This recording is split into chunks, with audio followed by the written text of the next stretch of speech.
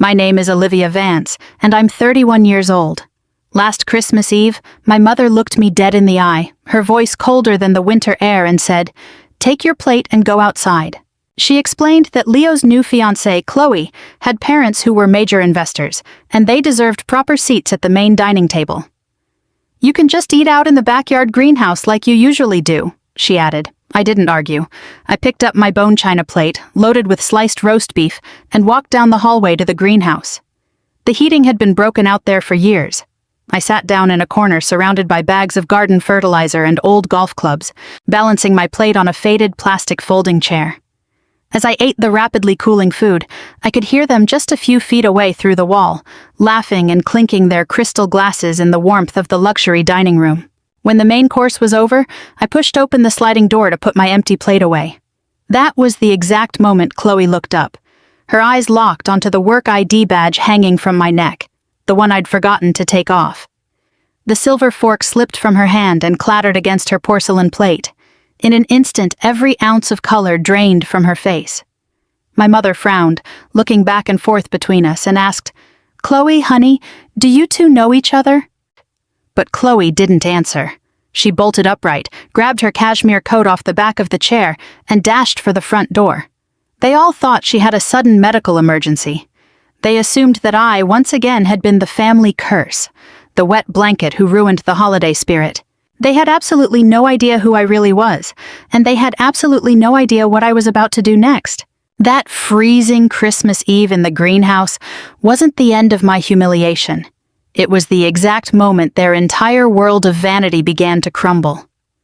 Before I tell you what happened next, if you're already feeling the frustration of how they treated me, please take a second to hit that like button and subscribe, but only if you truly want to see how I finally broke free from being the family scapegoat. If you're watching this, let me know in the comments. Have you ever been treated like an unwelcome outsider at your own family's table? Tell me where you're watching from and what time it is for you right now. Now, let me take you back to 2 weeks before that fateful Christmas Eve. The phone call came in early December. My mother's voice carried that familiar, artificially sweet tone she always used right before asking me to step aside. "Leo is bringing someone incredibly important home," she said. "This is a massive deal for funding his new startup, Olivia. So please make sure you behave appropriately. Don't go turning every conversation back to yourself." I was sitting in my one-bedroom apartment in the Capitol Hill neighborhood of Seattle. It was 12 miles away from their multi-million-dollar mansion on Mercer Island. The rent was $2,800 a month, and my name was the only one on the lease. I had lived there for 4 years, and they hadn't visited me even once. "Do you want me to bring a side dish?" I asked. There was a heavy pause on the line. "Actually, we might be a bit short on chairs. Chloe's parents are coming too. Do you think you could just come over a bit later for dessert instead?" I should have known. But after being conditioned by them for so many years, I was used to accommodating them. I was trained to be the understanding one, to accept the idea that Leo needed the family's full support more than I did. It hadn't always been this obvious, or maybe it had, and I was only just seeing it clearly now. When I was 5, my mother remarried Leo's father, a wealthy businessman who made his fortune in the 90s real estate boom. Leo was 6 at the time, a spoiled, short-tempered boy who was fiercely coddled because his biological mother had passed away when he was young. "You're going to be a wonderful, loving family," my mother told me back then, her face full of practiced smiles. I remember feeling so excited, thinking I finally had an older brother. But within months, the family hierarchy was set in stone. "Olivia, let him have his way. He lost his mother at such a young age and went through so much. We need to make sure he feels like this home revolves around him," my mother would always say. My stepfather would chime in, "You're a strong girl, Olivia. You can handle sharing, right?" What I didn't know back then was that sharing meant surrendering everything, including my own mother's attention. By the time Leo reached high school, the favoritism was completely out in the open. When I won first place in the statewide math competition, my mother didn't even look up from her paperwork. She was busy contacting admissions offices for private universities for Leo. "That's nice, sweetie. But Leo's varsity football tryouts have been exhausting this term. We need to focus our energy on celebrating his hard work." Meanwhile, I graduated with straight A's. "The world doesn't revolve around you, Olivia," they would tell me. I learned to keep quiet. I learned that my achievements only made Leo look bad, so I stopped bringing them up entirely. In 2018, when Leo needed to knock down 2 guest rooms to build his personal gaming lounge and recording studio, I was banished to a small partitioned space in the basement that used to store old furniture. In 2021, when the family went on vacation to Hawaii, I wasn't invited because someone needed to stay behind and feed the 2 purebred golden retrievers.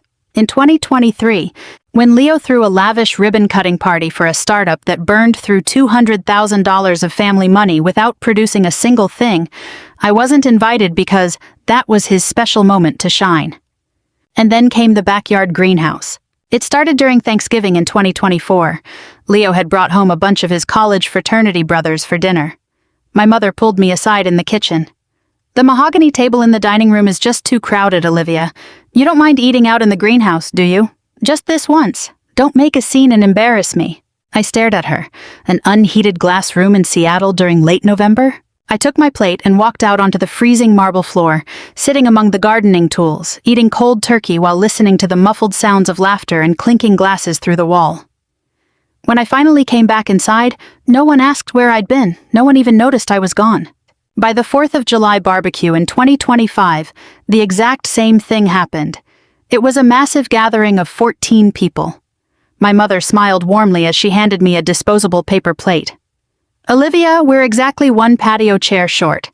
You don't mind heading back out to the greenhouse, right? You've done it before anyway." I stood outside the glass doors holding a hot dog, watching them toast each other under the string lights by the pool. My stepfather was grilling prime steaks, my mother was pouring margaritas, and Leo and his friends were splashing around in the water. Not a single person looked toward the greenhouse. So when Christmas Eve of 2025 rolled around, and she told me to go out there, like usual, to make room for Leo's new fiancé, I didn't even blink. It had become the new normal. And that was the most heartbreaking part of it all. On Christmas Eve morning, I woke up early in my small apartment. I baked a cinnamon apple pie from scratch, using my grandfather's secret recipe. My biological father had passed away when I was only 3, and my grandfather had been the only real anchor in my life. He used to pat my head and call me his little pride and joy. He passed away 3 years ago, back in November of 2022. It was a sudden heart attack, completely out of nowhere. At his funeral, my mother gave a tearful eulogy, painting him as a doting grandfather who loved Leo like his own flesh and blood. Leo stood beside her, faking tears. I didn't cry a single drop. I was completely numb. Afterward, I asked my mother, "Did Grandpa leave a trust or a will?" Her face hardened instantly. "Nothing at all. The old house was used to pay off medical bills, and whatever pocket change was left over went to charity." I believed her. I had no reason not to. I placed the apple pie on the passenger seat of my 2018 Subaru Outback and drove over to Mercer Island. The 5-bedroom modern estate sat in an affluent neighborhood, with a manicured lawn stretching all the way down to the shores of Lake Washington. I grew up in that house, but it never felt like home. My mother opened the door, took the pie from my hands without a single thank you, and muttered, "Oh, we already have 4 desserts ordered from the French bakery on the kitchen island." In the living room, Leo and his fiancée were sitting on the custom leather sofa. She was wearing a Chanel tweed jacket, her makeup was flawless, and a Cartier watch sat elegantly on her wrist. She looked to be in her early 30s, sharp, elegant, radiating the distinct vibe of Silicon Valley new money. My stepfather was pouring aged Bordeaux, and my mother was beaming. "Olivia, this is Chloe," my mother said. "Chloe, this is our other daughter." The pause before "other" was brief but entirely intentional. I'd been listening to that exact pause my entire life. Chloe gave me a highly dismissive handshake, her eyes sweeping over me for a fraction of a second before immediately locking back onto Leo, resuming their conversation about NASDAQ listings and Series A funding rounds. She fit perfectly into this family's grand portrait of vanity, while I remained the permanent smudge on the canvas. An hour later, Chloe's investor parents arrived. They were impeccably dressed and spoke entirely in the names of major corporations. My mother pulled me aside in the kitchen once again. "Olivia, sweetheart, we need you to be flexible here," she whispered. My stepfather stepped up behind her. "The long table in the dining room only seats 10 people comfortably." Leo appeared in the doorway, completely avoiding eye contact with me. "Mom, is there really no other way to handle this?" My mother's voice turned incredibly soft. "Don't worry, sweetie, Olivia doesn't mind. Right, Olivia?" I looked over at the dining room. 10 velvet chairs. Hanging on the back of one of them was a hand-woven dream catcher. My grandfather had made it for me when I was 10 years old, telling me it would protect me at my very own spot at the table. Now, Chloe's father was sitting right in that chair. My mother's eyes were filled with a sharp mix of warning, pleading, and threat. I knew that look all too well. It meant, "Do not ruin Leo's investment." I said nothing. She smiled, relieved. "Perfect. The greenhouse really isn't that cold. You'll be just fine." The door clicked shut behind me. It wasn't locked, but the sound felt incredibly final. Inside the greenhouse, there was a musty smell of old newspapers and fertilizer. The thermometer read 41 degrees Fahrenheit. My breath turned into white mist in the air. I sat on that plastic chair, balancing my plate on an abandoned cardboard box. Prime rib, truffle mashed potatoes, roasted asparagus. The food quickly developed a cold layer of congealed grease. I ate with a plastic fork because my mother hadn't bothered to bring me real silverware. Through the glass, I could see them raising their glasses in a continuous stream of toasts. Chloe was laughing gracefully, and Leo's face was flushed with pride. My mother's hand rested affectionately on Chloe's shoulder, looking every bit the adoring mother-in-law. My stepfather kept refilling Chloe's father's glass. Not a single soul looked toward the greenhouse. 28 minutes. I sat there in the dead silence for 28 minutes, chewing my cold food, watching my family celebrate just a wall away while I might as well have been invisible. I could hear Chloe's voice drifting through the glass. "Your family is just so warm. Leo, you're incredibly lucky to have grown up in such a loving environment." My knuckles turned white around the plastic fork. I didn't cry, and I didn't lose my mind. I just watched coldly, registering every single detail in my mind. The flattering look my mother gave Chloe. The way my stepfather bowed and scraped to Chloe's father. The smug, self-satisfied vanity radiating off Leo. Not a single person mentioned my absence, not even once. I looked down at the platinum ring on my right index finger. My grandfather had given it to me when I turned 18. He never called me his granddaughter. He only ever called me his little pride and joy. When I walked back inside to put my empty plate away, they were busy cutting an expensive store-bought cake. My mother looked up with clear impatience. "Oh, you're finished." I stood at the sink rinsing my plate. Leo was feeding Chloe a piece of cake with a fork. The apple pie I'd baked with my own 2 hands hadn't even been unpacked. It was pushed into a far corner, completely ignored. My stepfather cleared his throat. "Olivia, if you want to head out, you can leave now. We're going to take family photos in a bit." What he really meant was, "We don't want you in the picture." I turned around and looked straight toward the dining room. Right at that exact second, Chloe caught sight of me. More specifically, her eyes landed on the corporate ID badge I'd forgotten to take off. It read, "Olivia Vance, Senior Forensic Accountant, KPMG Seattle." The wine glass she was holding froze mid-air. Her pupils dilated instantly. The color didn't just fade from her face, it looked as if it had been drained out of her in a single second. With a sharp clatter, her wine glass crashed onto her porcelain plate, sending red wine splashing all over the white velvet tablecloth. Every conversation in the room stopped dead. My mother frowned. "Chloe?" Chloe bolted upright, her chair making a loud, harsh screech against the hardwood floor. I'm sorry. I have a sudden migraine coming on. I feel sick." Leo rushed to steady her. "Babe, are you okay? I need some fresh air." Her hands were shaking so violently she practically ripped her coat off the rack by the door. "Chloe, what's wrong? Do you two know each other?" Leo's voice rose in complete confusion. No, we don't. I'm sick, I'm sorry." She stumbled toward the front door, nearly tripping over the Persian rug. Leo chased after her, looking entirely bewildered. My mother turned around, locking her eyes on me, her face twisting in anger. "What did you say to her?" she demanded. "I just walked in from the backyard," I said calmly. But deep down, I knew exactly what was happening. She recognized either my name or my profession. And in that same breath, a realization hit me too. Outside, Chloe's Porsche Cayenne slammed into reverse down the driveway, its tires screeching loudly. The headlights flashed across the living room windows before disappearing into the dark night. Leo stood in the open doorway, completely stunned. That was bizarre. She was totally fine 2 seconds ago. My mother turned on me, her gaze cold and full of accusation. "What did you do to her? She was perfectly fine until you walked into the room." I dried my hands on a towel. I just washed a plate. "You always find a way to ruin everything," my mother yelled. Leo paced around, aggressively running his hands through his hair. My stepfather stood off to the side, maintaining a heavy silence, defending absolutely no one. The people Chloe had brought as her parents exchanged awkward glances before making a hasty excuse to check on her and quickly leaving. I stood there in the kitchen, absorbing all the blame without saying a single word. Finally, I grabbed my coat. "I'm leaving. Merry Christmas." Nobody tried to stop me. Sitting alone in my car, my hands gripped the steering wheel tight. I took a deep breath. Just then, my phone buzzed. It was a text from an unknown number. "We need to talk. Don't tell your family anything about what happened in Austin. It will ruin Leo's investment." See. I stared at the screen. What happened in Austin? I texted back, "I have no idea what you're talking about." The 3 dots appeared on the screen, then vanished.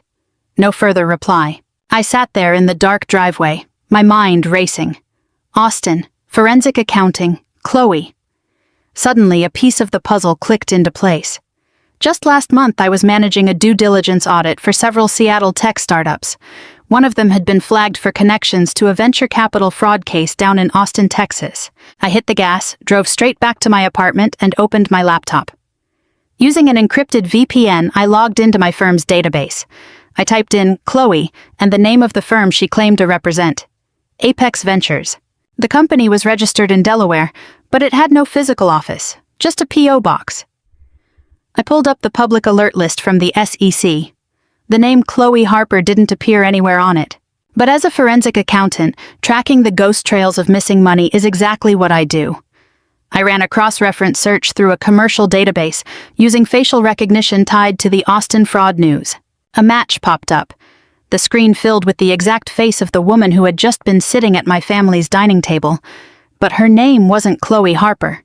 It was Clara Jenkins. She was 34 years old, held no MBA from any Ivy League school, and her actual occupation was a serial financial fraudster. According to the records, she operated out of San Francisco and Austin under fake venture capitalist identities. Her targets were always eager, desperate tech founders looking for quick cash. She would pose as a wealthy heiress or an investor with massive capital, tricking her victims into paying hefty due diligence fees or co-signing high-interest business loans before vanishing with the money. I found a Reddit community created by her victims.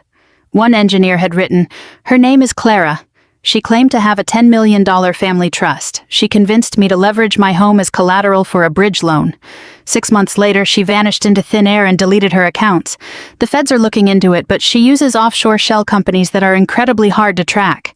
Watch out for this woman." The description was a flawless match. Mid-30s, expensive clothes, fluent in financial jargon. And those 2 people playing her parents? They were almost certainly paid actors. I created a new folder on my desktop and labeled it Clara Investigation _Evidence 1 to 15. At 11:45 p.m., my phone buzzed again. It was a text from Leo. "She's not answering my calls. What kind of mind games did you play on her? Are you really that jealous that I found an investor?" I didn't bother replying. I kept digging. By 2 in the morning, I had put together a mountain of irrefutable evidence. Chloe was a complete fraud, and she was sitting on the edge of a federal investigation. Leo, the man she called her brilliant entrepreneur fiancé, was nothing more than her next chosen target.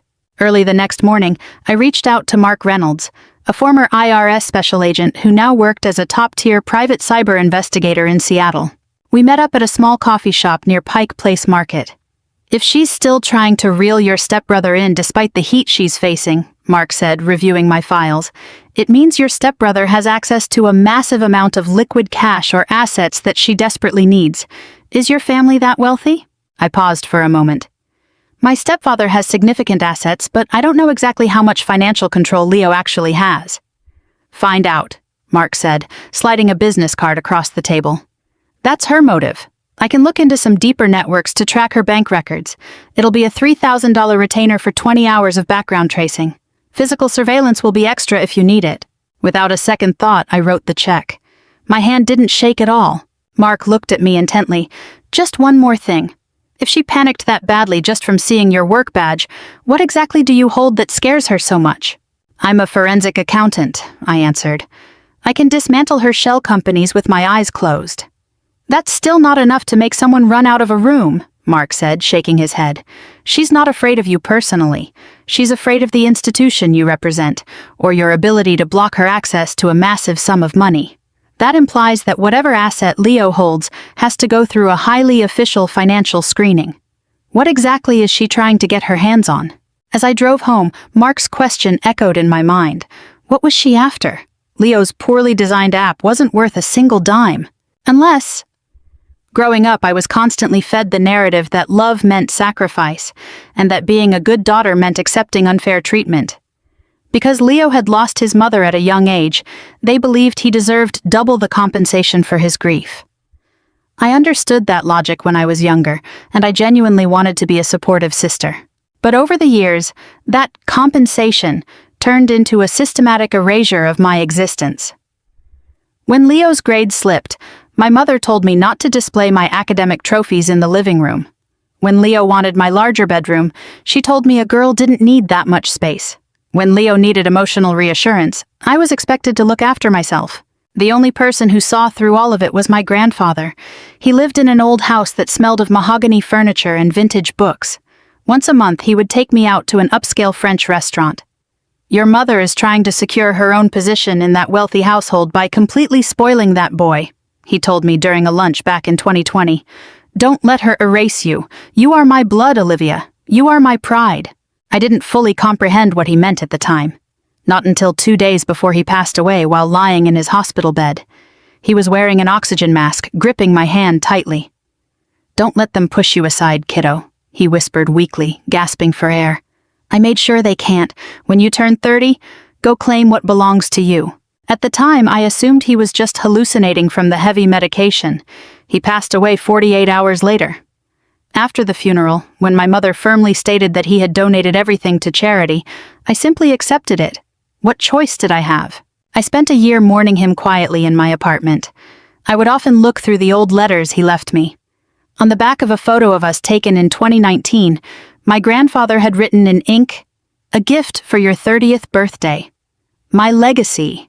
I had never questioned my mother's words, not until Chloe appeared, and not until I started looking into financial fraud. That was when it hit me. If Chloe was hiding a massive deception, maybe my mother was too.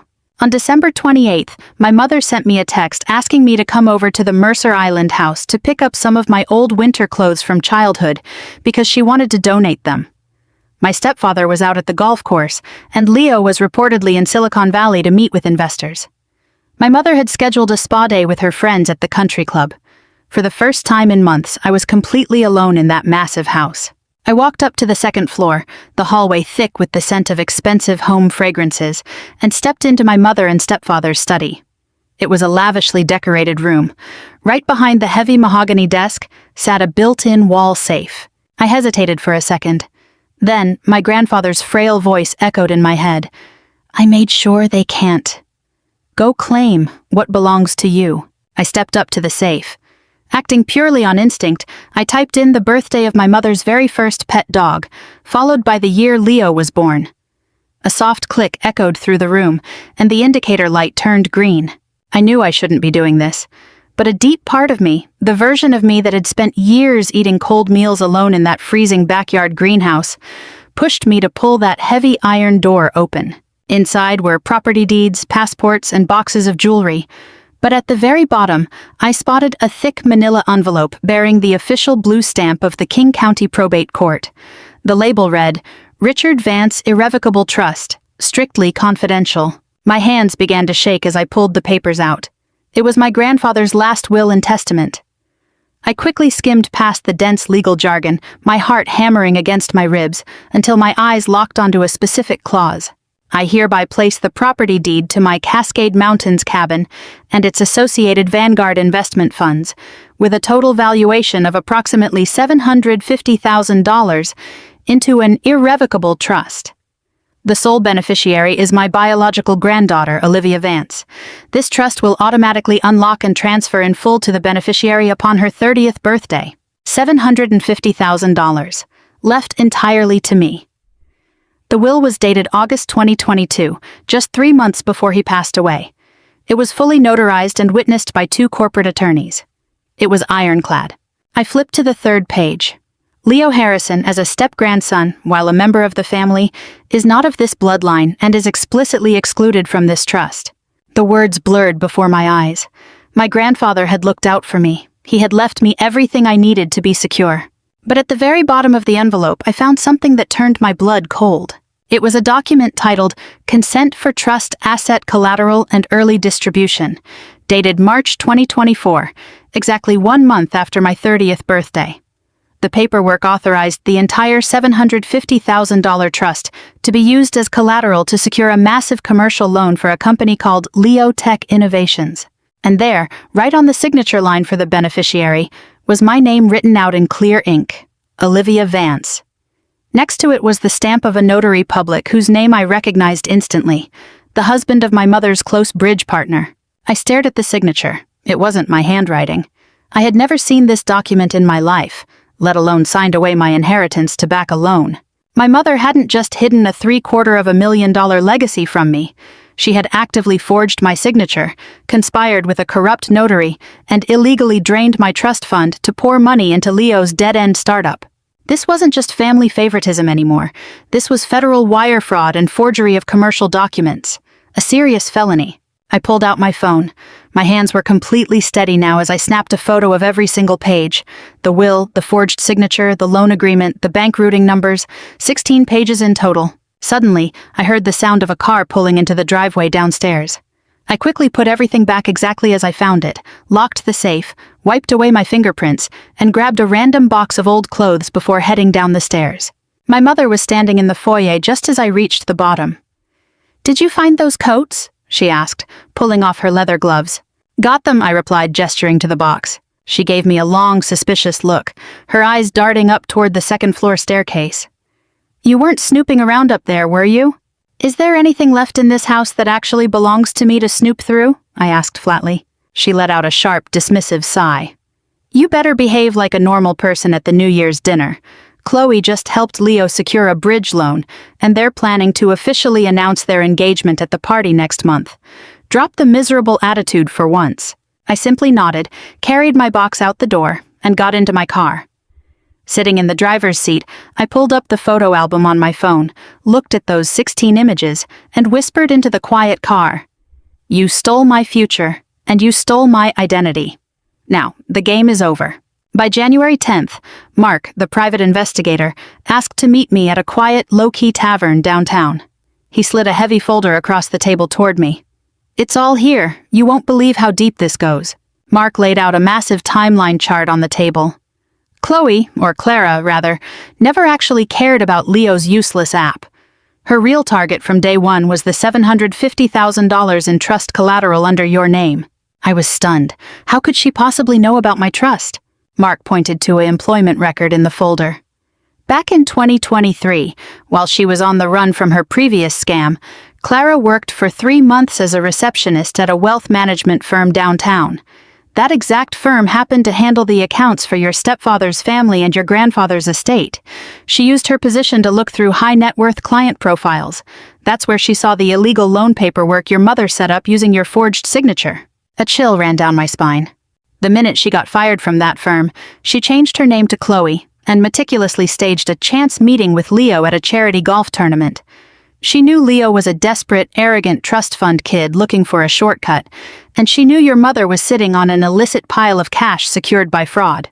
She pretended to offer venture funding, but required Leo to deposit that loan money into a third-party escrow account as a good faith guarantee. The moment that money hits her account, she's going to wire the $750,000 overseas and disappear. That's why she bolted the second she saw your KPMG forensic accounting badge at dinner. She thought you were already auditing her. I looked over the hard evidence. Clara's prior arrest records, her shell company accounts registered in the Cayman Islands, and the fraudulent wire instructions she had sent to Leo. "She's speeding up the timeline," Mark said, pointing to a recent message log. "She convinced Leo to officially announce the engagement at the upcoming 4th of July party, and she wants him to sign the asset transfer papers that exact night as a celebration." "I have to stop this," I said. "But if I just walk up and tell Leo, he'll claim I'm just jealous, and my mother will turn the whole family against me." Then you need a stage where they can't argue and they can't hide, Mark said, leaning back in his chair. You need to detonate this bomb in front of everyone they care about. Are you ready? This is going to completely tear your family apart. I handed him the final payment check. There stopped being a place for me in this family a long time ago. Armed with all the evidence, I went straight to Benjamin Cross, one of the most formidable trust litigation attorneys in Seattle. His high-rise office overlooked the Puget Sound. I laid out my grandfather's will, the forged loan agreement, and Clara's fraud profile across his mahogany desk. Benjamin adjusted his glasses, his eyes turning incredibly sharp. Your mother is playing with fire here. Forging a signature to liquidate an irrevocable trust carries massive criminal liability, let alone the civil suit to recover the funds. Are you absolutely certain you want to file this? Once we serve these papers, there is no turning back. I want every single dime that belongs to me, I told him. And I want to hand her the lawsuit myself, right at the moment she thinks she's won. Fast forward to July 4th, 2026, Independence Day. My mother threw a lavish engagement and funding celebration at the Mercer Island estate. Over 60 guests filled the property, including my stepfather's prominent business associates, Leo's wealthy friends, and local socialites. White tents stood elegantly across the lakeside lawn as catering staff moved through the crowd serving champagne. Across the water, early fireworks were already lighting up the Seattle skyline. Chloe looked stunning in a custom designer gown, carrying herself like a tech world heiress. Leo had his arm wrapped tightly around her waist, soaking in the congratulations from the crowd. My mother was decked out in diamonds, acting like royalty preparing for a grand wedding. I arrived halfway through the evening. I didn't walk out to the greenhouse this time. I wore a sharp, tailored dark suit and walked right into the center of the main pavilion, carrying a thick black folder in my hand. At 8 o'clock, Leo tapped his champagne glass and stepped up to a microphone. Thank you all for being here to celebrate my engagement to Chloe and the successful launching of our new company's multi-million-dollar bridge funding.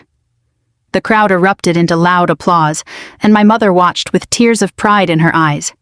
I stepped forward, walked right up to the stage, and took the microphone directly out of Leo's hand.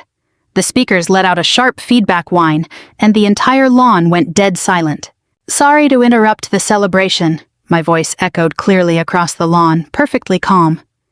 But before anyone raises another glass, I think it's time for a little due diligence disclosure.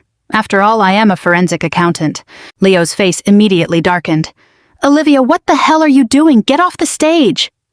My mother rushed over as fast as her heels could carry her, whispering furiously, Are you seriously trying to ruin this night? Where is security? I completely ignored them, opened my folder, and slammed several enlarged photos onto the main VIP table. The woman you all know as Chloe is actually named Clara Jenkins. She isn't a venture capitalist. She's a serial financial fraudster currently under federal investigation. A collective gasp rippled through the crowd. Every ounce of color vanished from Chloe's face, and she instinctively took a step back. This is complete garbage, Leo screamed. Security, get her out of here. You can look at the documents right on the table, I said directly into the microphone. Her firm, Apex Ventures, is a shell company registered to a P.O. box in Delaware with 0 assets. Over the last 3 years, she used this exact same playbook in Austin and San Francisco to steal over $1 million in bridge loans from desperate founders. And now, she found Leo. I looked straight into Chloe's panicked eyes. Did you really think you could run away just by ducking out of a dinner? Did you think I wouldn't find your offshore accounts in the Caymans? Chloe began to visibly shake, struggling to keep her composure.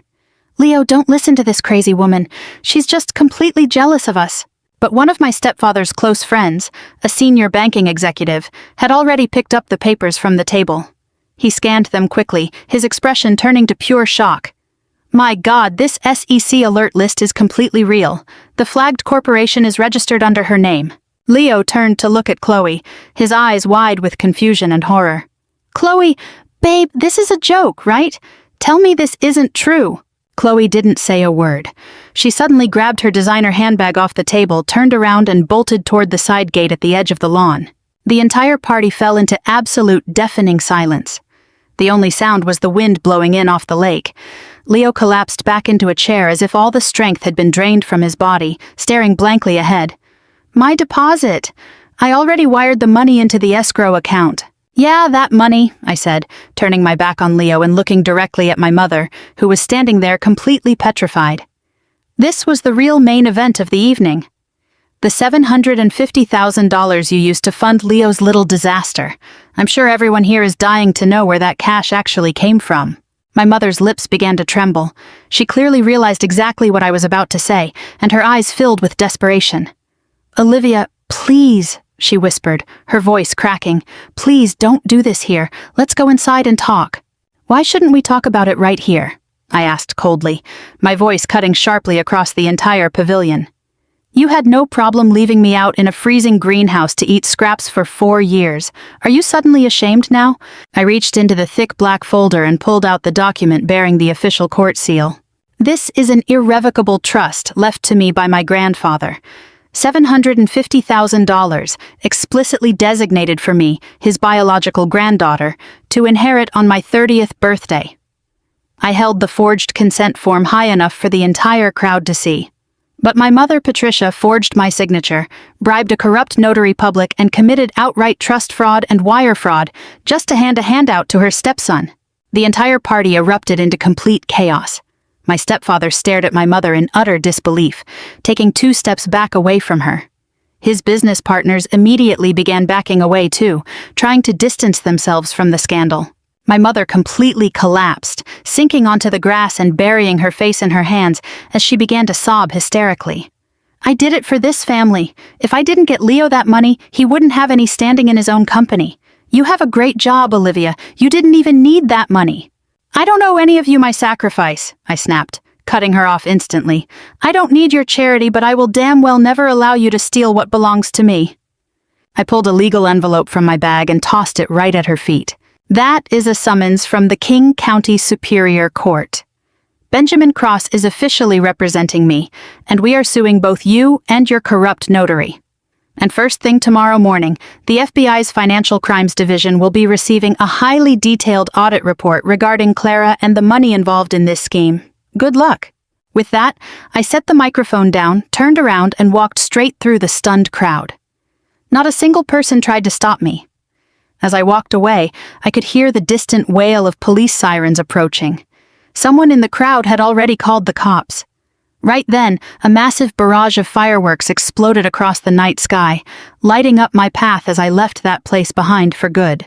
The legal battle that followed completely decimated them.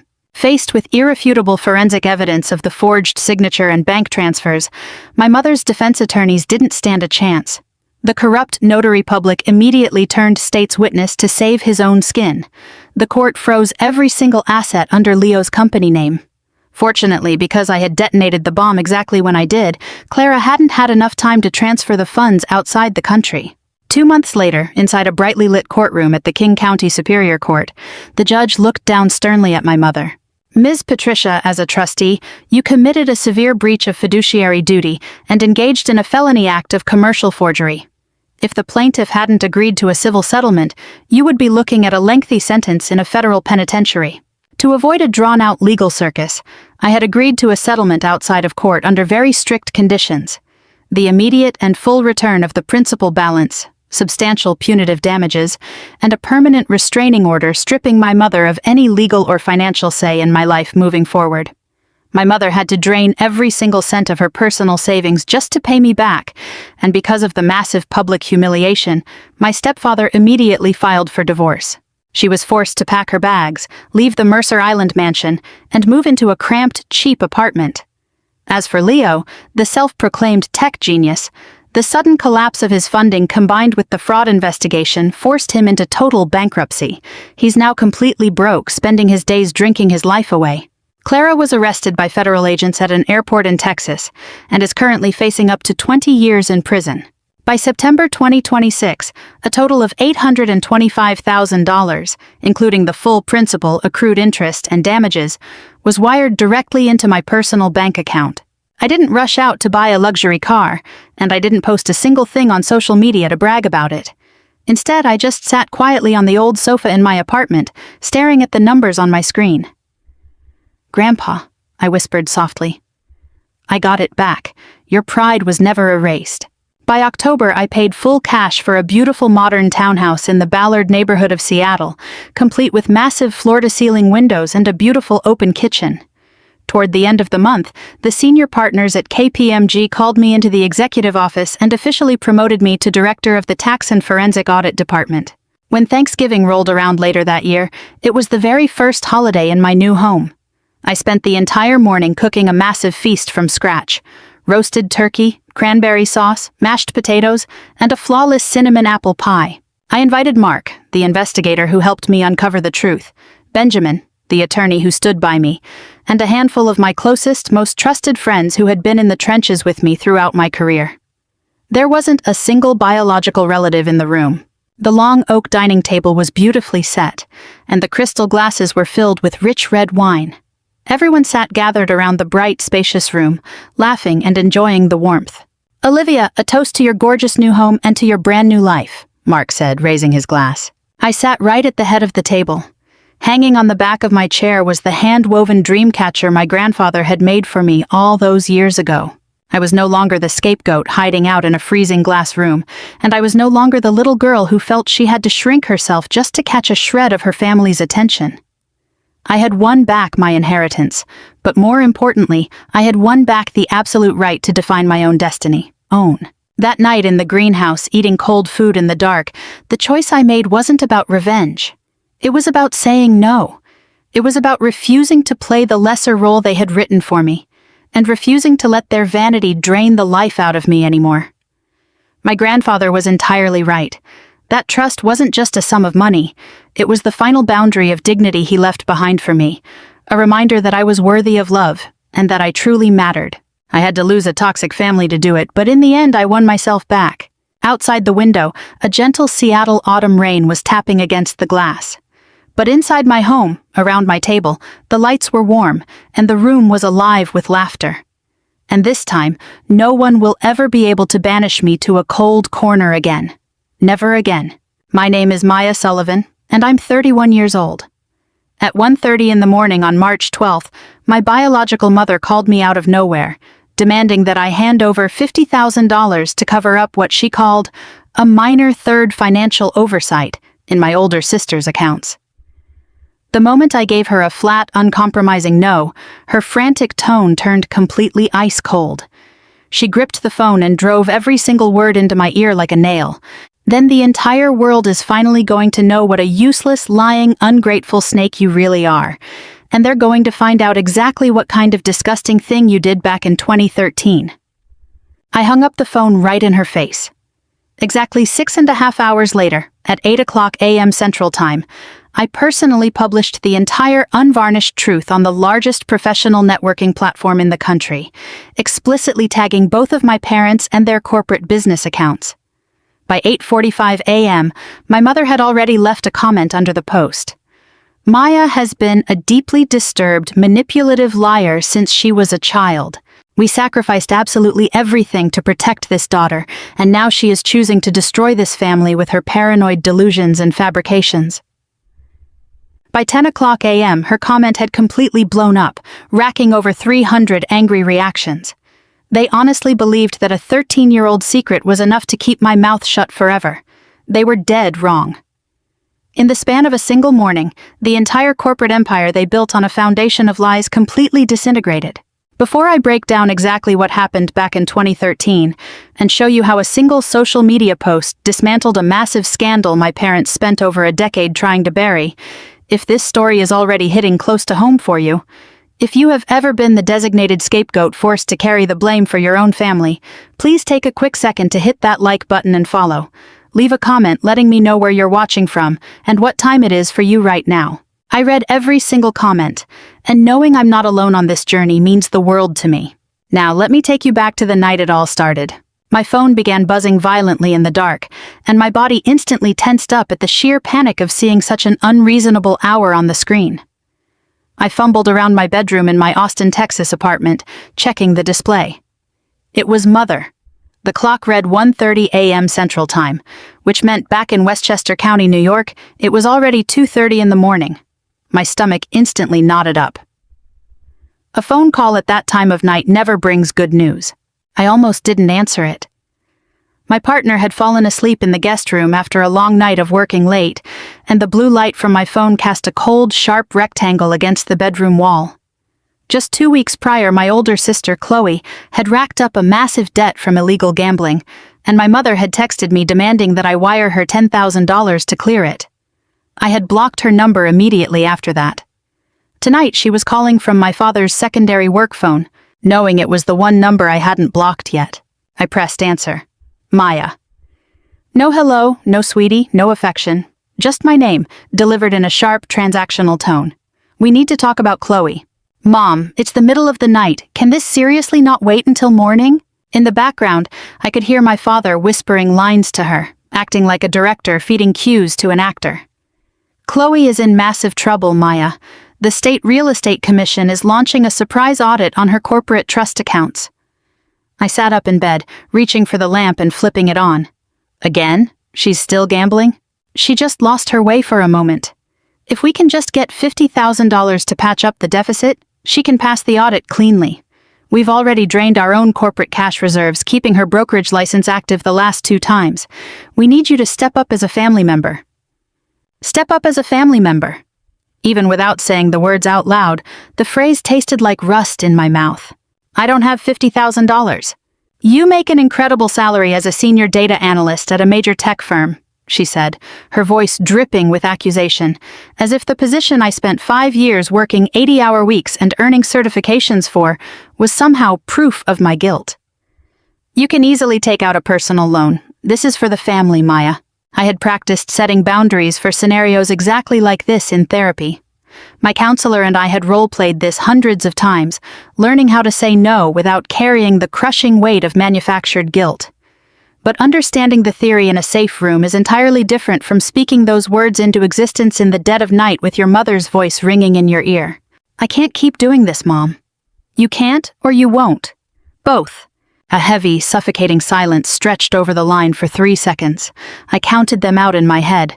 1, 2, 3. And then, her voice completely transformed. The mask of a worried, desperate mother instantly slipped away, revealing something entirely different underneath. Something cold, sharp, and deeply calculated. Then I suppose it's time people learned the truth about 2013, about what you did, and exactly what kind of person you really are. My father didn't bother whispering in the background anymore. He snatched the phone right out of her hand. Maya, we have spent years protecting you from the consequences of that year. Don't force our hand now. Every muscle in my body locked up instantly. The threat hung heavy in the air like thick smoke. 2013. I was 19 years old that year. That was the year I was forced to take the fall for my sister's corporate embezzlement and wire fraud charges. That was the year I walked into a courtroom and took a felony record for a crime I didn't commit, all because my parents begged me on their knees to save Chloe's future. That was the year they stole my entire life. What did I do? My voice was surprisingly steady, much steadier than I felt inside. Or what did you force me to do? You made your own choices, Maya. You deal with the consequences. The whole world is going to find out what you are underneath. My father's voice suddenly shifted back to that casual, almost conversational tone. Of course, you could always behave like a real member of this family and help your sister through her rough patch. I hung up the phone. The timestamp on my cell read 2:35 a.m. Eastern, 1:35 a.m. my time. A 5-minute call that shattered 13 years of dead silence. I didn't cry. I didn't call anyone. I opened my laptop and started typing. To make sense of what comes next, I have to tell you about the family I grew up in. Because none of this actually started with that phone call in the middle of the night on March 12th. It started the day I was born, 3 years after my older sister, Chloe. Chloe was the family's golden child. I don't mean that as some kind of metaphor. It was a literal, functional reality. She was the one who mattered, the one whose future was mapped out at dinner parties, the one whose potential was praised endlessly, and the one whose massive failures were brushed off as mere growing pains or setbacks.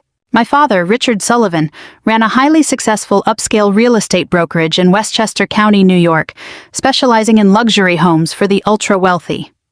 In that circle, reputation is currency. The sign outside the corporate offices read, Sullivan and Daughter Real Estate. Even though I spent every high school summer answering phones and filing contracts there, the daughter meant Chloe, not daughters. When I asked about it at 12 years old, my mother just drank her wine and said, We'll talk about that when you're older, sweetie. Right now, our focus is on your sister. Chloe was destined to take over the family empire. That was the plan.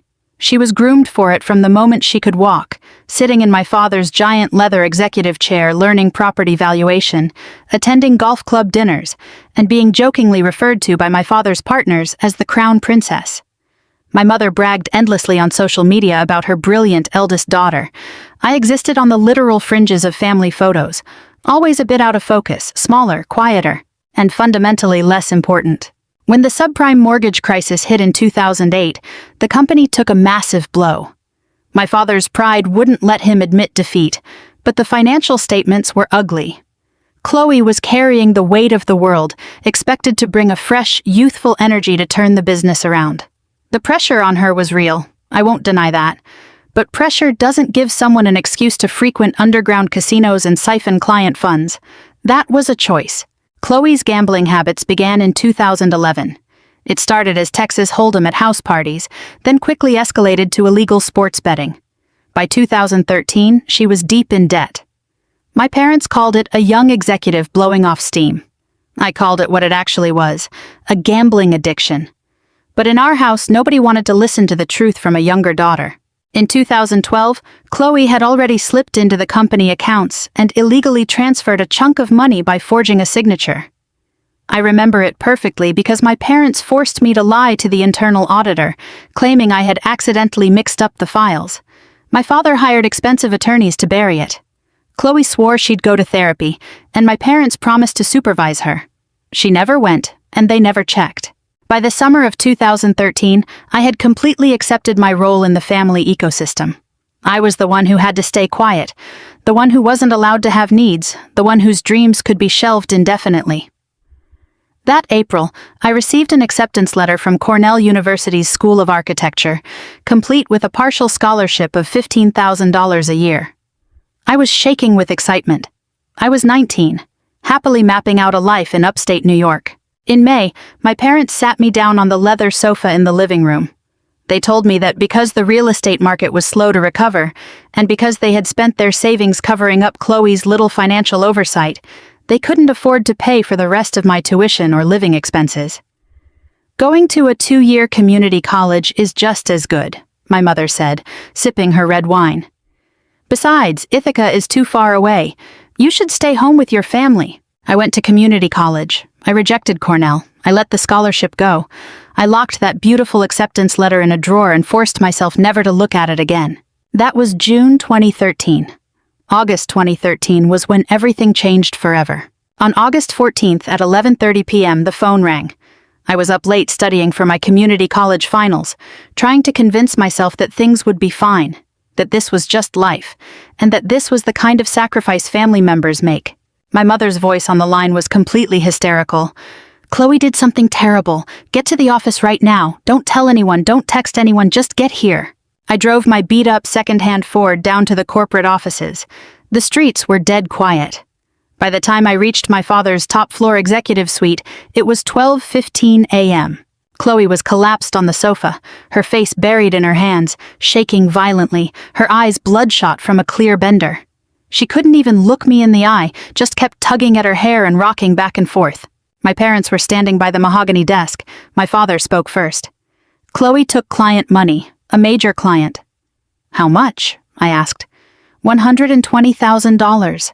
She wired it directly out of an escrow account. My mother's voice was stretched tight like a piano wire. The client discovered it this afternoon. They're calling the police first thing tomorrow morning. Where did she put the money? My father clamped his hand down hard on my shoulder, his grip tight enough to hurt. To pay off underground casino debts. They threatened her life, Maya. But this involves cross-state wire fraud. If the police are called, the FBI will step in. She'll go to a federal penitentiary for at least 5 years. Her real estate license will be revoked, and the firm will go completely under. I looked over at Chloe. She still couldn't face me. She didn't mean to do it, my mother rushed to add. She just wanted to borrow it for a few days to win it back and replace it. She's terrified. The surveillance cameras and network logs show the transfer came from the public terminal in the sales department, my father said, pulling me over to a computer screen. You can say you did it. The words hung in the chilly air of that office like a physical weight. I looked at my mother, then my father, and then back at Chloe, who was still shaking. I don't even know the password to that escrow account. I've been home studying all day. Nobody knows that yet, my father said, his eyes locking onto mine. You can say you snooped and found the password. You're young, you don't have a record. Does it sound crazy? Yes, but it's for the family. My mother grabbed my arm. Think about her future. Think about this family. Think about the company. If Chloe goes to prison, we lose everything, and you won't even be able to finish community college. I was only 19. It was midnight. I was terrified, confused, and they were my parents. When they told me this was the only way to protect everyone, I believed them. My father squeezed my shoulder. We'll get everything sorted out, Maya, I swear. We will take care of you for the rest of your life. Just this once. Just this once. I would replay those 4 words in my head thousands of times over the years. I agreed. Not because I thought it was right, but because I was 19, scared out of my mind, and I genuinely believed them when they said they would look after me forever, and that it was only for this one time. They immediately started coaching me on the narrative. I had snooped and found my sister's password, wanted to transfer some money to buy luxury goods and Bitcoin, thought nobody would notice, and then panicked when I realized the scale of the disaster. My mother handwrote all the bullet points on a yellow legal pad. Looking back, those neat lines of cursive looked exactly like a row of gallows. The police and federal investigators stepped in the following day. My hands wouldn't stop shaking, which they mistook for the panic of a young girl caught in her first offense. In reality, it was the sheer terror of carrying a massive lie. Our family's go-to corporate attorney was a man named Arthur Bennett, 56 years old, who had handled every commercial contract my father ever signed. His desk featured framed photos of his 3 kids in Ivy League graduation gowns. Even then, the bitter irony wasn't lost on me. His children had bright, golden futures ahead of them, while I was handing mine away. 3 days after the incident, I was sitting in his office. He knew the truth. Subsequent email chains proved it. But his job was crisis management for the family brand, not pursuing justice. As long as the client gets their money back, they don't care who goes down for it. Your parents have already replaced the $120,000, the attorney said, looking at me over his reading glasses. Given your age and lack of a prior record, we can negotiate the charges down to unauthorized computer access and misdemeanor misappropriation of funds. No prison time, just a few years of probation, if we play our cards right. But I didn't do it. He adjusted his glasses. I understand, but that's not the legal strategy we are executing, is it? Your father already explained the exact situation to me. Because I was the named defendant in the case, I was technically his client, so he copied me on the email exchanges. But all his memos discussing actual strategy were sent directly to my father. Copying me was just a procedural formality, a way to keep a paper trail of informed consent for the records. One email sent the very day I met him read, "As long as Maya remains consistent in her statement, this strategy is entirely viable." Even though the IP address tracks back to a casino VIP lounge in Atlantic City, given Maya's age and naivety, we can argue she was utilizing a proxy server or a VPN. I suggest we proceed with a plea agreement along these lines. Chloe's status as a licensed broker must not be compromised under any circumstances. The scammed victim was a man named Marcos Thorne, a 48-year-old chain restaurant owner. He explicitly told investigators that Chloe had acted incredibly anxious while handling his closing paperwork and consistently evaded his requests to reconcile the accounts. But buried in the police report was a telling note. Because of the victim's understandable anger over his compromised funds, his testimony was dismissed as potentially biased. The defendant's full confession, they decided, was far more reliable. In the judicial system, a signed confession is gold. A victim's unverified suspicions are not. In January of 2014, I stood in federal court and pled guilty to unauthorized computer access and misdemeanor fraud. The judge was lenient. He told me I was young, that this single mistake wouldn't define my entire life, and that he appreciated me stepping up to take full responsibility and ensuring the funds were entirely replaced. He sentenced me to 3 years of probation, 500 hours of community service, and left me with a permanent felony record. My attorney painted a picture of a neglected teenager from an affluent home who simply went looking for cheap thrills.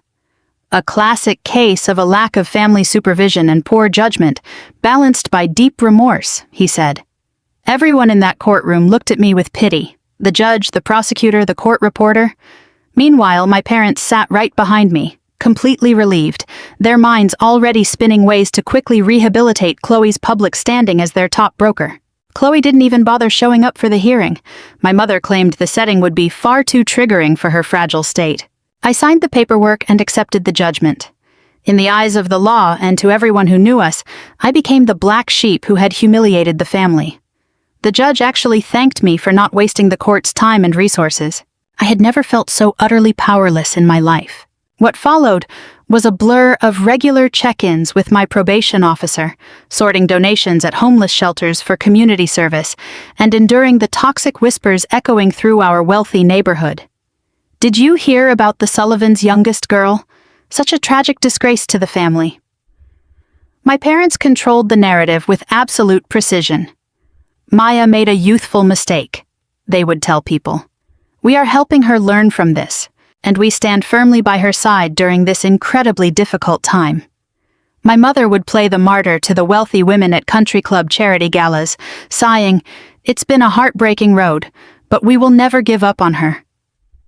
By 2016, Chloe was officially promoted to full partner at Sullivan Real Estate.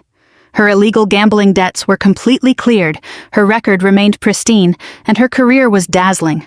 Meanwhile, I was drowning in employment applications, facing that inevitable, devastating question: have you ever been convicted of a crime? I had no choice but to check the box. 34 rejections followed. Most companies wouldn't even grant me an interview once the background check came through. One tech startup interviewed me and was so incredibly impressed by my self-taught data analysis skills that they practically promised me the role. But the moment they ran my background check, HR sent a cold, brief email. "We have decided to move forward with other candidates." I started paying for therapy entirely out of pocket with the money I scraped together working at a grocery store. I forced myself to sit with the crushing weight of the shame, the resentment, and the terrifying realization that my own parents had used me like a disposable rag and tossed me aside. My therapist helped me unpack the toxic family dynamic, the golden child versus the designated scapegoat, a classic case of coercive control. In 2017, my probation finally ended. I was 23 years old, and I decided to ask my parents about their promise to get everything sorted out. I recorded that conversation on my phone. New York is a single-party consent state, meaning I was well within my legal rights to record a conversation I was actively participating in. I did it because a quiet voice deep inside me had finally woken up, realizing they had absolutely no intention of ever telling the truth. The recording is exactly 2 minutes and 45 seconds long. In the background, you can hear a Thanksgiving football game blaring on the TV. My mother's voice drifts in from the kitchen, shouting that the turkey will be ready in 10 minutes. "My probation is officially over," I said on the tape. "You promised that once this was behind us we would clear my name. When are we going to set the record straight?" "Maya, we did get it sorted out," my mother replied. "Your probation is done, and you have a completely fresh start." "But everyone still thinks I'm a criminal." "What other people think doesn't matter, Maya," my father chimed in. "What matters is that this family survived. We protected you from prison, and we gave you a chance to rebuild your life. You gave me your word that you would tell the truth eventually." "The truth is highly complicated," my father said, his voice sharpening with impatience. "What you did back then to help your sister was incredibly noble. We are all deeply proud of you, but bringing up old history now helps absolutely nobody. Chloe is a senior partner now, managing multi-million-dollar developments. Why on earth would we jeopardize that? What about my life? I can't even clear a basic background check to get a real corporate job." "Your life is perfectly fine," my mother said. "You just need to stop dwelling on the past. We're letting you live in our home rent-free, aren't we? We will always look after you, Maya, but you have to let this go." I saved that audio file and backed it up in 3 separate places. At 23 years old, I finally understood that their promise to look after me actually meant, "We intend to control you forever." By 2018, I had reached my absolute limit.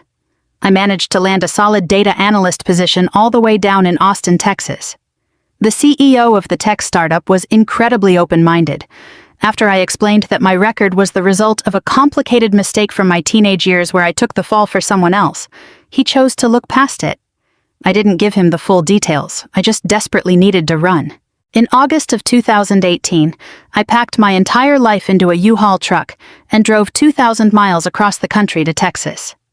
My parents put on a massive show of worry, telling all our relatives that I was simply running away from my deep-seated psychological issues.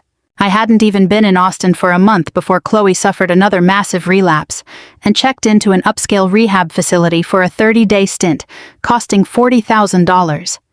My mother called me sobbing, "Chloe needs her family more than ever right now. How could you just abandon us and move halfway across the country? You are being incredibly selfish." I didn't wire a single dime. I sent a brief card that read, "Wishing you a speedy recovery." I slowly built a beautiful, stable life for myself in Austin. A great career, a healthy relationship, and consistent therapy. I established rigid boundaries, keeping them at a strict distance. 1 phone call a month, and 1 visit only at Christmas. But every single time I tried to enforce a boundary, they brought up 2013. During Christmas in 2021, my mother whispered to me, "Just remember, when you ruined your life back in 2013, we were the ones who stood by you. Family is everything, Maya, so you really need to be understanding about Chloe's current cash flow issues." That invisible leash was being yanked across a distance of 2,000 miles. In 2023, Chloe hit another massive wall, requiring $60,000 to cover her tracks. I refused their demands for money flat out. My father sent a blistering email. "After everything we did to keep you out of a prison cell, this is how you repay us?" From that exact day forward, I began systematically documenting every single email. I created an encrypted folder on my desktop and labeled it insurance. Because that's exactly what it was, a safeguard in case they ever pushed me too far. I had the strategy memos from the defense attorney back in 2013, which had sat in my old inbox for a decade because I was legally copied on them. I had the 2017 audio recording. I had my official court disposition papers. I had the original police report detailing Marcos Thorne's statements about Chloe's visible panic during the transaction. I had a copy of the network log showing that I was physically hundreds of miles away in Ithaca when the wire transfer occurred. I had my original Cornell acceptance letter, and I had dozens of corporate rejection emails. I backed up every single file, cloud storage, external hard drives, and an alternative secure email account. I was preparing for a day I couldn't yet see coming. By February of 2026, the desperate phone calls for cash started flooding in again. First, it was $2,000, claiming Chloe's corporate account had been temporarily frozen. Then it jumped to $5,000. I said no every single time. On February 28th, my mother texted me, "We need $50,000 immediately to handle an unexpected audit by the state board. If they find the discrepancy, Chloe is completely finished." I texted back, "我不会再参与你们的闹剧了." "Is that a matter of ability or willingness?" she replied. "Never forget what we did for you, Maya. You owe this family." I blocked her number on the spot. And that is exactly why, at 1:30 a.m. on March 12th, she called me using my father's work phone. I spent the next 6 hours straight writing, from 2 in the morning until 8 a.m. Austin time, which was 3 a.m. to 9 a.m. back on the East Coast. I laid out the entire timeline of events from start to finish. Every single detail, name, date, location, and dollar amount. The embezzlement, the coercion in that midnight office, the plea deal, the endless broken promises, the 13 years of emotional extortion, the phone call from a few hours prior, my mother's threat, and their desperate demand for $50,000 to hide Chloe's tracks. I kept the tone entirely clinical, objective, and detached. I went through and deleted every single sentence that sounded like a plea for pity or an angry emotional vent. Nothing but the facts. Nothing but the unvarnished truth of exactly what happened. 2,140 words. My partner woke up around 7 a.m. and found me sitting at the desk, a cold cup of coffee beside me, my face illuminated by the bright screen. "Are you absolutely certain you want to do this?" he asked softly. "I've been certain since I was 19, I told him. "I just didn't have the courage until now." I gave the post one final look. When I hit the publish button, it was exactly 8:45 a.m. on the East Coast. New York was wide awake, and people were sitting at their desks or eating breakfast, casually scrolling through their professional feeds on a Tuesday morning. I opened LinkedIn, set the privacy settings to completely public, and explicitly tagged my father, Richard Sullivan, my mother, Eleanor Sullivan, and the official corporate page for Sullivan Luxury Real Estate. I thought back to my 19-year-old self, sitting on that cold leather sofa at 1 a.m, being told that destroying my future was for the family. I pictured the neat lines of script my mother wrote on that yellow legal pad. I thought about the Ivy League acceptance letter gathering dust in my drawer, the absolute humiliation of 34 corporate rejections, and the suffocating weight of that 13-year phrase, "Remember what we did for you." I clicked post.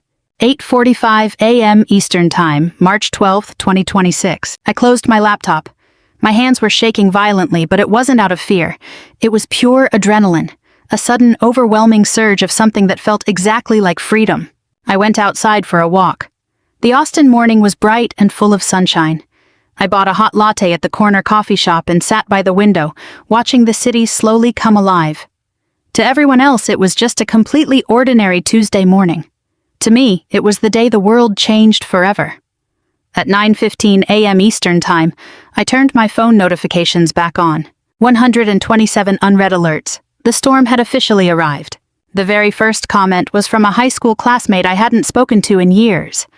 "Oh my God, Maya, I always felt like something was deeply wrong with that entire situation back then. I am so incredibly sorry you went through that." At 9:45 a.m., my mother's response appeared. Sitting in that Austin coffee shop, I watched it populate on my screen in real time. Maya has been a deeply disturbed, manipulative liar since she was a child.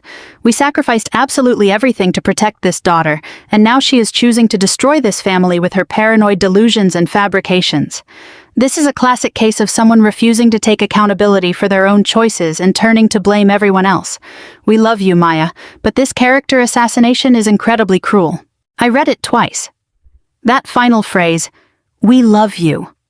A weapon disguised as affection, wrapped tightly in the textbook narrative of parental authority and emotional manipulation. It was exactly what I had anticipated. Deny the facts, attack the speaker, and flip the roles of the victim and the offender. In less than 10 minutes, her comment had drawn 50 angry replies. By 10:30 a.m., it had crossed 200. The internet community was actively dismantling her narrative in the replies. "Ma'am, this response is not the crisis management victory you think it is. Calling someone deeply disturbed just because they spoke the truth is textbook gaslighting. We love you isn't love. It's a mechanism of control. I believe Maya. Your response is literally a perfect demonstration of her exact allegations. The modern internet audience has zero patience for psychological manipulation. People recognize gaslighting when they see it. They know the script. At 10:10 a.m., a user commented directly under my original post, "OP, do you have any hard evidence to back up what you're saying? Not doubting you at all, but if you do, it would be incredible to see the receipts." At 10:15 a.m., I typed out my reply. "Yes, I have the evidence. I have internal emails from our family's corporate attorney discussing how to set me up as the fall guy with my father. I have an audio recording from 2017 where my father openly admits to the entire thing. And I have network logs proving I was physically hundreds of miles away when the unauthorized transfer occurred. I will be publishing everything at exactly 2 p.m. Eastern. 4 hours. I deliberately gave the public 4 hours to fully process the allegations before releasing the proof.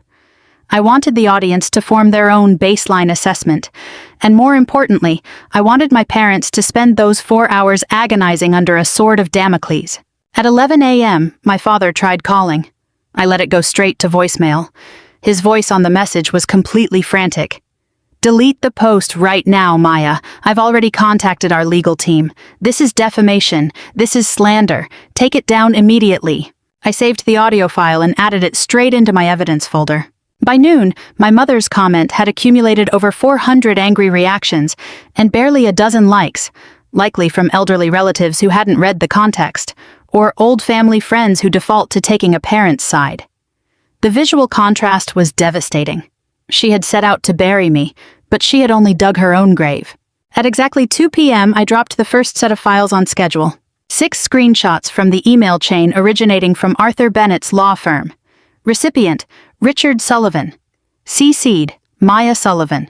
Subject, RE, Legal Strategy Regarding Sullivan Inquiry. Dates, August 17th through August 19th, 2013. The first email, dated August 17th at 3:47 p.m. Richard, I spoke with federal investigators this afternoon. The victim Marcos's statements are creating some friction. He is adamant that Chloe appeared extremely panicked while processing his closing documents, implying she had manipulated the funds well in advance. However, given that Maya has already submitted a formal confession, and the victim did not personally witness the execution of the wire transfer, we can frame his testimony as an emotional overreaction from a client desperate to recover his capital. As long as Maya remains completely consistent in her subsequent statements, we hold a distinct advantage in negotiating a plea agreement. Her clean record is our greatest asset here. I strongly advise moving forward with this route to avoid a trial. If this goes to a full court proceeding, Chloe's corporate trust accounts will face a complete forensic audit, which would be entirely catastrophic for the brokerage. A B. The law firm's official letterhead, the timestamps, the sterile legal phrasing, asset, strategy, catastrophic. I added a caption to the images.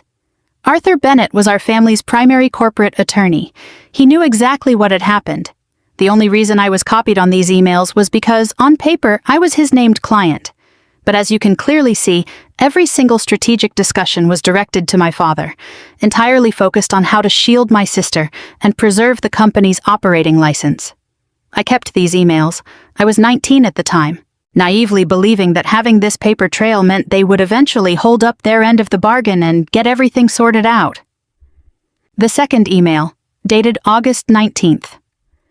Maya has agreed to cooperate fully. She understands that this is necessary to preserve the family's core interests. We are moving forward with the plea strategy and will contact the prosecutor tomorrow to finalize terms. The comment section exploded instantly. This is literally a paper trail of a conspiracy. She was a teenager who hadn't even started her life yet. They actively manipulated a child. This attorney knew everything. He needs to lose his legal license immediately. At 2:15 p.m., I uploaded the audio file. 2 minutes and 45 seconds of audio from November 2017. A 19-year-old version of myself asking when the truth would finally be told, answered by my father telling me to drop it, calling it a noble sacrifice. In the background, a football game was playing, and my mother was calling out about the Thanksgiving turkey. The sheer casualness of the betrayal made it terrifying. I provided the context below it. This conversation was recorded in November 2017. New York is a single-party consent state, meaning I was fully within my legal rights to record my own conversation.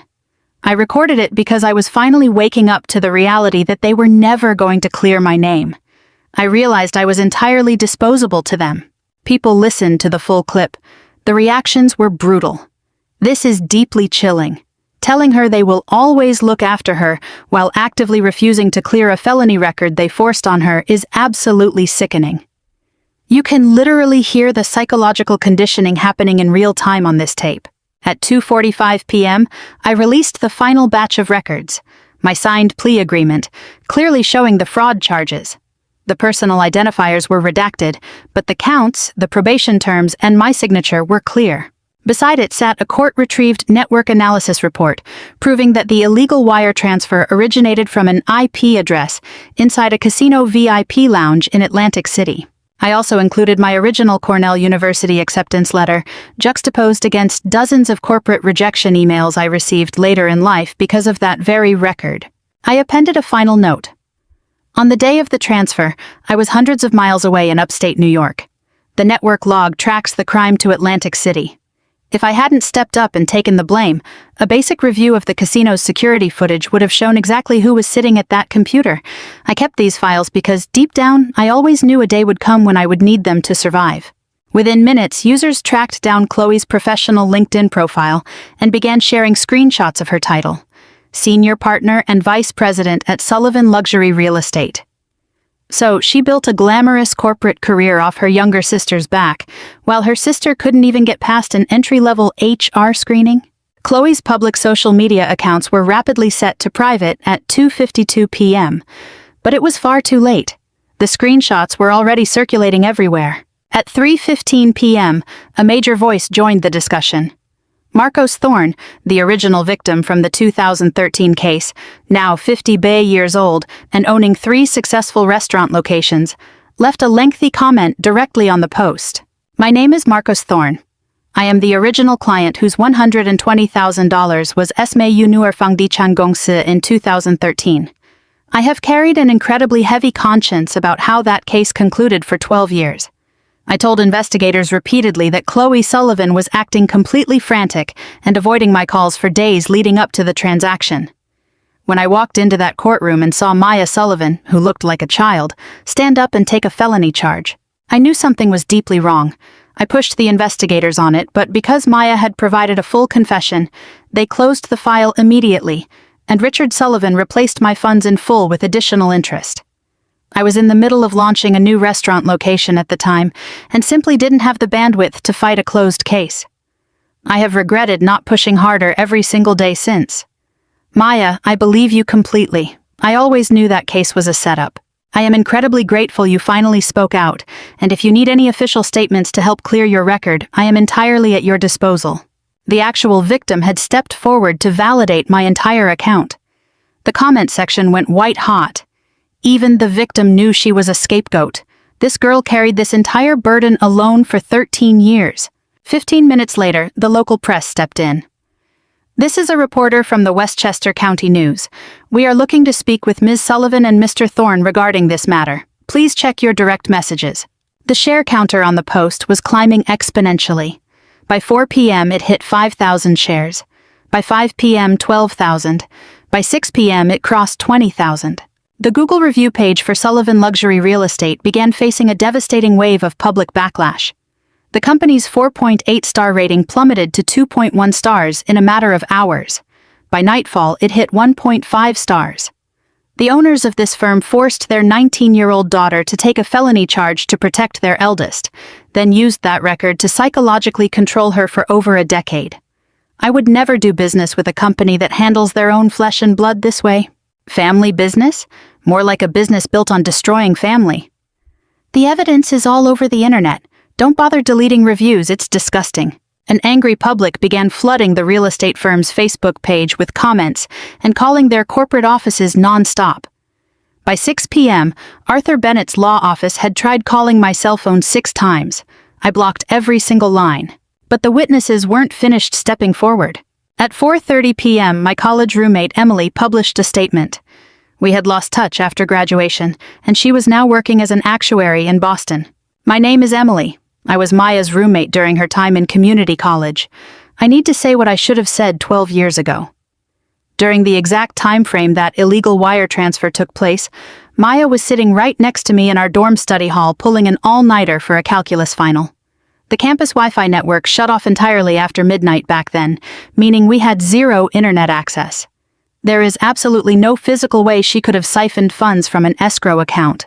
When she withdrew from classes, I asked her what happened, and she just said her family went through a major crisis and begged me not to ask. I was young, and I trusted the system. I was wrong. I am entirely willing to swear to this in a court of law. Maya, I am so sorry I wasn't braver back then." Then, at 6:30 p.m., an absolute bombshell dropped. David Langdon, Chloe's former fiancé from 2015 who was now verified as a financial analyst in Manhattan, posted a lengthy statement. "My name is David, and I was once engaged to Chloe Sullivan. I feel compelled to share something I have kept to myself for years. In the spring of 2015, we were vacationing in Las Vegas. Chloe got heavily intoxicated at a casino lounge and broke down sobbing. She looked at me and said, 'Maya saved my life.' She took a fall for me. I was supposed to go to a federal prison, but she took my place. She's the good sister and I'm a terrible person, but my parents still love me more." I was completely stunned. The next day, when she sobered up, I confronted her about it. She flew into an absolute rage, told me I had misheard her, and warned me never to bring it up again. We eventually broke off the engagement due to her severe gambling habits. Seeing Maya's post today, every single piece of the puzzle makes perfect sense. Chloe admitted to me herself that Maya was the scapegoat. Maya, I believe you. If you ever need my official testimony, I will gladly provide it. The actual perpetrator had spoken the absolute truth under the influence. It had been witnessed, it had been recorded, and now it was fully exposed to the general public. The toxic rule of high society silence in that wealthy little town was completely shattered. It wasn't because I spent years begging for justice. It was because the hard facts were completely airtight, leaving their 13-year narrative full of gaping holes. By 8 o'clock that evening, dozens of voices had reinforced different angles of my story. The original victim, my college roommate, and my sister's former fiancé. Not a single soul stepped forward to publicly defend my parents. On the morning of March 13th, I woke up in Austin to a flood of messages from acquaintances I hadn't heard from in years.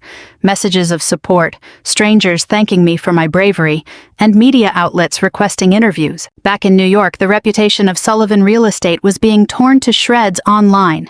A local competing brokerage posted a subtle, clever message on their official page. At Miller Properties, we believe in integrity, accountability, and real family values. For any clients transferring their listings to us this month, we are completely waiving the initial onboarding fees. It was low-key, brilliant, and absolutely devastating to my father's brand. On March 14th, the local news network broadcasted the full story. Woman claims she was forced to take the fall for sister. 13 years ago. Evidence and witnesses surface. They featured a video interview with Marcos Thorne. I provided a formal written statement but declined to appear on camera. The broadcast showed screenshots of my lengthy LinkedIn post, displayed the attorney's corporate emails, and played snippets of the audio recording. The reporter concluded the segment by stating, "Law enforcement officials confirm they are re-examining the original files of the case, though the statute of limitations may complicate new criminal charges. However, the State Real Estate Commission has announced an immediate full-scale investigation into Sullivan Real Estate's corporate trust accounts." By the night of March 14th, my parents had completely deleted every single one of their social media accounts. Chloe vanished from the public eye entirely. A physical notice was slapped onto the front doors of the Sullivan Real Estate office. Closed for internal accounting. Everyone knew what that really meant. Their absolute silence was far louder than any defense they could have manufactured. At 11 in the morning on March 15th, a message from an unlisted number popped up on my phone. The moment I opened it, I knew it was Chloe. She had clearly used a different phone to bypass my block. It was only 2 words, "I'm sorry." I stared at those 2 words for a long time. I thought about replying. I wanted to ask her exactly what she was apologizing for. Was she apologizing for siphoning the client's money? For forcing her 19-year-old sister to carry her criminal record? For standing by and watching me struggle for 13 years? For the architecture degree at Cornell I had to surrender? Or for the crushing weight of the shame I carried every single day? I didn't bother typing a response. I took a screenshot of the message and published it online without a single line of commentary. I let the public interpret it however they wanted. Some apologies come far too late, and some apologies change absolutely nothing. Hers managed to be both. My corporate supervisor in Austin never brought up the situation. It was a private matter, completely separate from my professional performance. The 2,000-mile buffer meant that a massive corporate scandal in New York was nothing more than an interesting internet headline down in Texas. I was incredibly grateful for that distance. On March 18th, I consulted with a litigation attorney to explore my options for a civil lawsuit, focusing on fraud, coercion, intentional infliction of emotional distress, and defamation based on my mother's public comment. The attorney looked at me and said, "Regardless of what you choose to do legally, Maya, you have already won. The unvarnished truth is out in the open, and that carries far more weight than any financial payout ever will." He was entirely right. I didn't need their money. Besides, they had plenty of their own disasters to handle. Between the state board's aggressive financial audit and a mountain of mounting contract terminations, their firm wouldn't survive much longer. But I still want the legal system to officially document what they did. I want the permanent record to show that this wasn't some minor, youthful oversight. It was a calculated conspiracy and act of coercion perpetrated by adults against a teenager. I am still weighing whether to officially file the lawsuit. I permanently blocked their new numbers, set up server-side filters to delete their emails, and cut off every single line of communication. If they want to reach me, they will have to go through a licensed attorney. I am completely finished managing Chloe's guilt. Her guilt cannot return the Ivy League acceptance letters that were taken from me. It cannot undo the dozens of corporate doors that slammed shut during HR background screenings. And it cannot restore the 13 years I spent carrying a burden that never belonged to me in the first place. People keep asking me if I will eventually find it in my heart to forgive them. Honestly, I don't know. Maybe one day. But I've learned that true healing doesn't require forgiveness as a prerequisite. I am no longer responsible for carrying their guilt. I am no longer responsible for hiding their ugly secrets. I don't need to forgive them to move forward with my life. I just had to stop participating in their lies. And I finally did. This April, I will be turning 32 years old. It feels like an incredibly significant milestone. I spent the entirety of my 20s paying the price for a choice forced upon me when I was 19. I spent a decade processing trauma, building emotional boundaries, and painstakingly rebuilding a brand new life in a strange city thousands of miles away from the people who compromised me. I finally learned that a family is not supposed to be a trap designed to keep you small. My 30s belong completely to me, only me. I don't know if my parents will spend the rest of their lives living in absolute denial, convincing themselves that they did nothing wrong. I don't know if Chloe will ever truly comprehend the sheer scale of what she dismantled, and I don't know if I will ever completely shake the deep-seated illusion that I am somehow a compromised person, even though my name is now completely clear. But I know one thing with absolute certainty: I am officially finished playing a role in their script. For 13 long years, they held my past hostage. They treated my sacrifice like a casual chip on the table. They viewed my silence as proof of their absolute authority over me. When they threatened to expose my history, they overlooked a fundamental flaw in their logic. I had already paid the highest possible price for the truth a long time ago. I had absolutely nothing left to lose. But they did. I didn't destroy my family. I simply rescued myself from the narrative they wrote for me. I seized back the right to tell my own story, the right that was stolen from me in that midnight office when I was 19. This isn't an act of revenge. This is an act of clarity. Right now, I'm sitting at the desk in my Austin apartment. The beautiful Texas evening sun is breaking through the clouds, casting a warm golden glow across the entire city. I can hear the distant hum of traffic from the interstate outside, and a neighbor's dog barking happily in the yard. My journal sits open right in front of me. I wrote all of this down, not for an audience, but for myself. I wrote it to remember exactly what it cost me to get to this point. I close the journal, look at the blank white page waiting for me on the next leaf, and realize I am entirely ready for whatever comes next. My phone vibrates on the desk. It's a text from my partner. "Dinner at 7. I picked up brisket from that Texas barbecue spot you love." I type back a quick reply. Perfect. Ordinary, simple, and completely mine.